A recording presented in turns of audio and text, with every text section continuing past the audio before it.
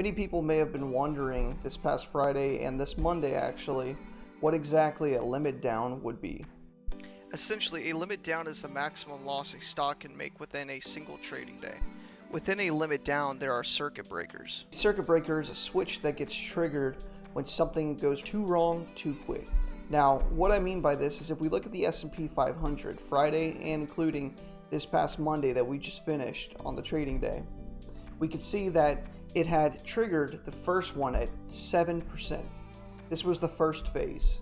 Now, the way a circuit breaker works in the stock market is you'll notice that you'll have 3 phases, and I'm sure they announced it today as well, but people keep going over what exactly a limit down is and how we're at a limit down and we can't go any further into a negative day. But the way this works is you have 3 phases throughout the day. You have, of course, the first one, which is the first phase, at 7%. When this gets hit and triggered, it's going to trigger it for the next 15 minutes. After the 15 minutes are up, the trading day will continue.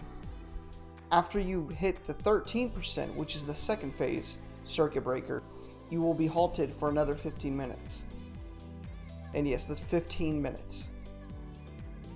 After those 15 minutes are up, then the next trigger will be at 20% drop.